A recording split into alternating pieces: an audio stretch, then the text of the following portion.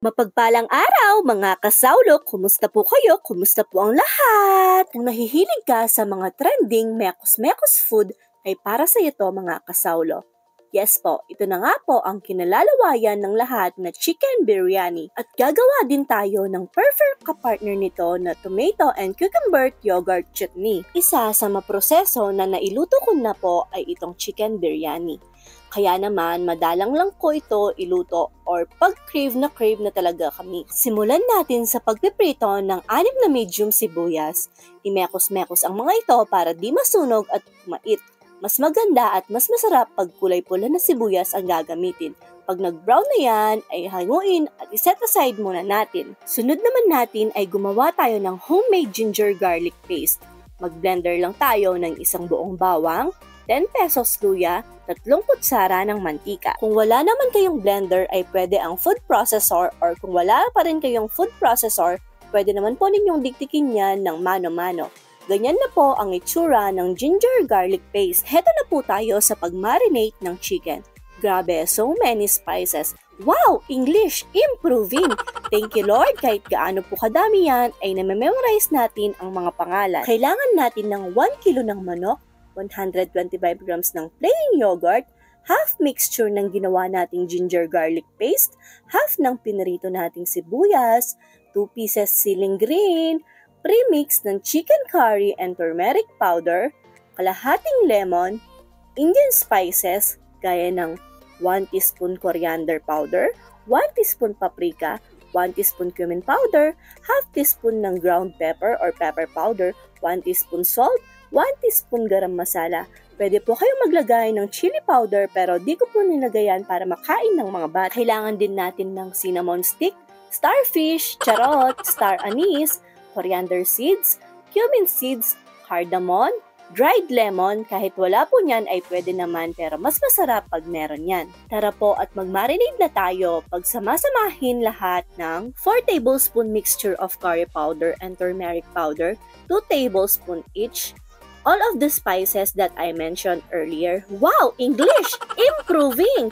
Kalahati ng sibuyas na naprito na natin, kalahati ng ginger garlic paste na ginawa natin, siling green, ilagay na din natin ang kalahating lemon, pampatanggal lansa ng manok, ilagay na din natin ang 125 grams ng yogurt. Naghugas na din po ako ng kamay dyan dahil kailangan po natin imekos-mekos talaga yan gamit ang kamay para persado sa lasa, para makombine ng husto ang lahat ng mga pampalasa na inilagay natin. At nang mahalo na po natin yan ng maigi, ay ipahinga muna ninyo ang relasyon nyo. Ay, mali! Ipahinga muna po natin yan at least 45 minutes or more. Tinakpan ko lang po yan at iset aside muna natin. Habang minamarinate natin ang chicken, ay hugasan na natin ang basmati rice. Basmati rice po talaga ang kailangan sa pagluluto ng chicken biryani. Nabili ko po yan ng 200 pesos 1 kilo. Opo, mahal po talaga ang basmati rice. Ikaw lang ang hindi mahal. Charot! Mumugutay toyang! Pagkatapos po niyan ay inugasan ng 1 beses ay kailangan po natin yan ibabad sa loob ng 30 minutes. Habang nakababad ang basmati rice at hinihintay na mamarinate ang chicken, ay gumawa na tayo ng tomato and cucumber yogurt chutney. Hiniwa ko na ang pipino at kamatis sa maliliit, tsaka ko lang yan pinagsama at naglagay din ako ng 250 grams ng plain yogurt. Pagkatapos naman ay nagpiga ako ng lemon na nasa 2 kutsara. Timplahan natin ito ng half teaspoon salt at half teaspoon sugar. Tsaka lang natin yan imekos-mekos well. Masarap ito sa usawan sa biryani dahil nakakawala ito ng umay. Pag okay na yan, ay i-ref muna natin. Mas masarap yan pag medyo malamig. At dito na tayo sa pagluluto ng basmati rice. Naglagay ako dyan ng cinnamon stick, cloves, paminta, cumin seeds, coriander seeds, star anise at laurel.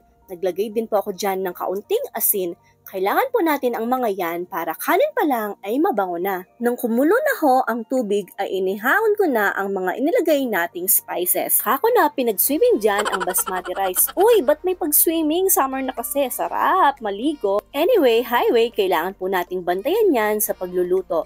Hindi po kasi pwedeng ma-overcook ang kanin para hindi magkalasog-lasog. Kailangan nasa 80% pa lang ang pagkakaluto ng basmati. Malalaman mo ito pag medyo may matigas pa na very konti. Dinay lang natin yan pagkaluto. Yahoo! Sa wakas, sa haba-haba po ng ating voiceover, dito na tayo sa paggisa ng biryani. Kailangan natin ng 1 teaspoon turmeric powder, curry powder, 2 medium kamatis, asin at ang sobra sa ginawa nating ginger garlic paste. Nakalimutan ko lang videohan, kailangan din natin ng cumin and coriander powder. Pwede nyo naman po palang hindi ilagay ang ganito. Inamoy ko kasi yan kasing amoy lang yan ng marinade chicken natin. Sayang lang kasi kung ma-expired yan kaya inilagay ko na. Sa pagva-vlog ay di maiwasan ang mawalan ng files kaya ayan, jump po tayo. Igisa ko lang po ang ginger garlic paste at kamatis sa pinagprituhan natin ng sibuyas kanina. Tinimplahan rin yan ng konting asin. Tsaka ko na inilagay ang turmeric, curry, cumin at coriander powder. Tsaka po natin yan imekos-mekos para hindi masunog. Pag lumabas na ang aroma ng ginigisa natin, ay ilagay na natin ang marinated chicken. Grabe, habang nag-edit ako ay naaamoy ko yan sa isip ko. Mekos-mekos lang natin yan at ilagay sa medium low heat ang apoy para iwas sunog sa niluluto natin. Hayaan muna nating maluto ng gusto ang manok. At nang mawala na ang hilaw ng manok, ay hinugasan ko lang sa isang tasang tubig ang pinagmarinatan ng manok. Tsaka ako ibinuhos ang tubig sa kawali. Malasa po kasi yan. Sinunod ko na rin ilagay ang biryani powder. Again and again, pwede po ninyong skip ang prosesong yan. Dahil malasa naman po ang niluluto natin kahit wala po yan. Haluin lang po yan ng mabuti at pakuluin lang yan sa loob ng 5 minuto sa medium-low heat. Pasensya na po, medyo advance ang ating voiceover. Ayan, luto na at malambot na ang manok natin. I-assemble na natin ang kanin at manok. Sa pinaglutuan lang din po ng kanin natin, ipapainin yan. Para ka lang din pong nag-arrange ng lasagna. Kanin manok, kanin manok. Ulit-ulit lang din po ang proseso. Sobrang time-consuming ang pagluluto ng chicken biryani, pero sobrang worth it naman po ng lasa. Lagi ko nga pong sinasabi, hindi pwedeng madaliin ang pagluluto. Kailangan mo talagang gumugol ng oras para sa masarap na resulta. Siyempre po, pinakauna sa lahat para masarap ang luto, ay kailangan humingi tayo ng guidance kay Lord Jesus. Hindi lang po pala sa pagluluto, kundi sa lahat ng bagay na ginagawa natin. Nakalimutan ko po palang inilagay ang sobra nating piniritong sibuyas sa ibabaw, kaya pakilagay nyo na lang po kung gusto nyong subukan ang recipe na to. Naglalagay din po ako ng coriander leaves at mint leaves sa pinakaibabaw ng kanin bago ipainin yan. Kaso nga lang ay wala tayong nabili ngayon, pero masarap pa rin naman po kahit wala yan. Pag na-arrange na yan, ay takpan natin yan ng aluminum foil sa ibabaw at takpan na ito ng bukod na pantakip. At paininan natin ito ng 15 to 20 minutes sa pinakamahinang apoy. At pagkaraan ng 20 minutes ay luto na po yan. Grabe, pagbukas po ng kaldero ay umalingasaw ang mabangong amoy niya. Amoy pa lang ay napakasarap niyan. Pinarisan natin yan ng chicken curry. Ay talaga naman, napaka-solid po niyan. Imekos-mekos po natin yan para kumalat ang lasa nito sa buong kanin.